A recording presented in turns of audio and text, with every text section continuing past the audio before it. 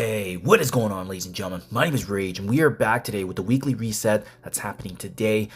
For today's video, we're going to be covering all the events that are turning over in terms of starting today, but as well things that are wrapping up, because we like to cover things that may have been missed, especially over the weekend when we had a few days, obviously, to rest and whatnot. Things obviously are always up and coming, especially with the way that these events quickly turn over. So without further ado, let's get into it. Let's talk about some of the new items coming into the game. But first and foremost, just as a quick reminder, guys, remember to check these milestone selection stream, because it gives you a really good snapshot of kind of what's outstanding or things that have already wrapped up or are about to be completed here, right? So remember, we still have this King of the Zone ongoing leaderboard event starting from last week. And it's a very simple event, right? You have to ensure that you're scoring through the battling through raids. As you can see, should be close to this 112,000 mark if you've been doing your raids every single day. Maybe you've been able to squeeze in some additional attacks.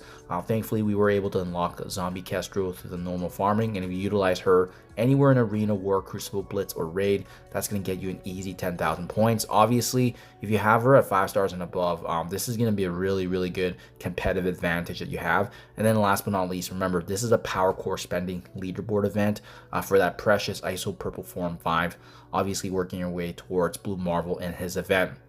Now, to be honest, I haven't done anything with this just yet, guys. The reality is that I'm actually waiting. I'm going to be doing this as a separate video to see where we actually land. But the only thing I've been doing is like the 50 to 100 cores usage, either for campaign energy, so that way we get that milestone on the web store. But in case you're interested to get ahead in this event, you just simply tap offers in the top far right, and then these are the offers to the very far right here. That's going to give you those extra bonus points.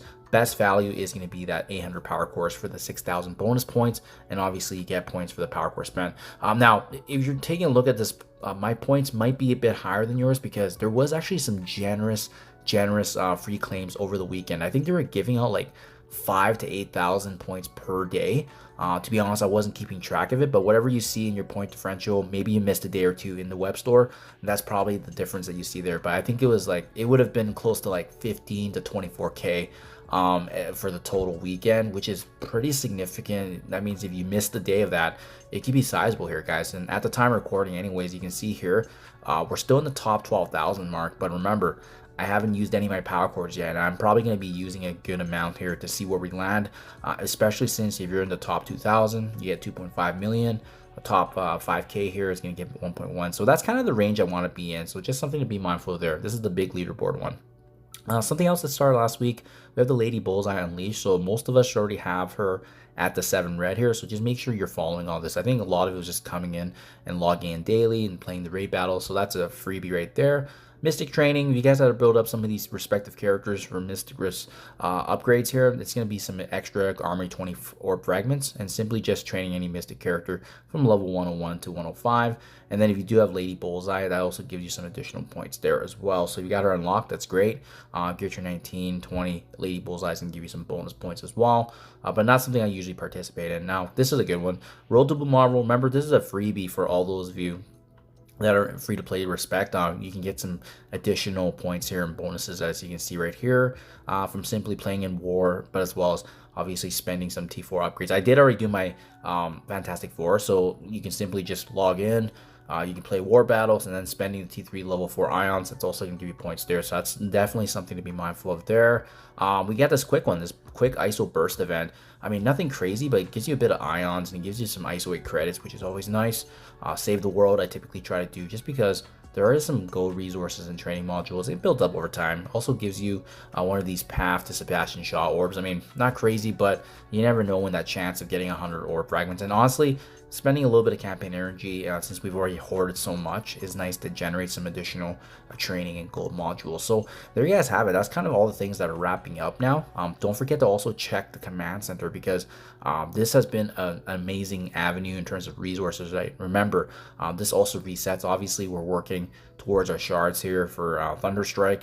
If you do have Swordmaster, Lady Bullseye, and Steel Serpent unlocked later on 5 stars, you can see that's going to get you a guaranteed 300 shards bonus right there. But as we get these characters unlocked, we're going to be able to take advantage of some of the daily, weekly, and monthly objectives. And as you can see, we're just getting shards over time. Most of us should have about 50 shards right now, based on where you're at, unless And remember, usually you can get the unlock within the first month as we kind of work through these objectives here. We got the Race to Blue Marvel event here. Remember, as you do nodes in the Dark Dimension epic campaign saga there, that's how you're going to be able to get points there. So far we got a 1 red of him.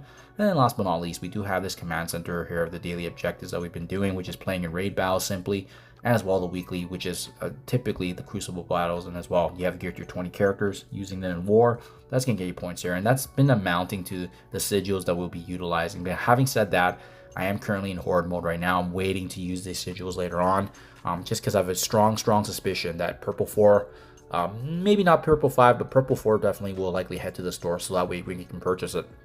So that's basically everything to be mindful of and wrapping up here, guys. Let's talk about some of the new stuff, right? We have the continuation of the Raid War Zone. Remember, this has been an opportunity here to battle in war as well as raid with Mystic. That gets you points here in addition to Brimstone, because it's been nice because they've been trickling some of these living mummy shards. So that's been good, especially since we need Brimstone later on. And speaking of Brimstone, this was a welcome announcement, is that yeah, we have the Sentry Battle World, ladies and gentlemen.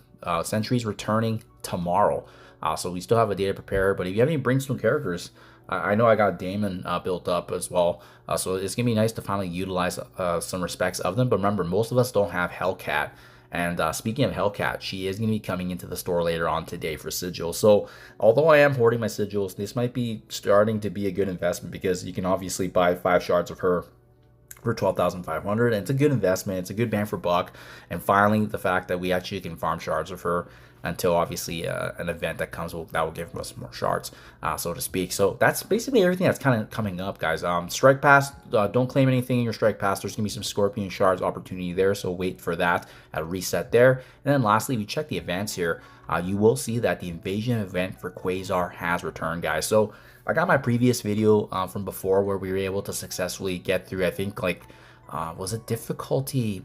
It was the second last difficulty. It wasn't the last one, but it was the one before it, because we actually didn't have our Fantastic Four characters at 7 stars. But this is a different situation now, because you know, it's been weeks since QUASAR has returned, right? So obviously our Invisible Woman, our Franklin Richards, they're both at 7 stars now.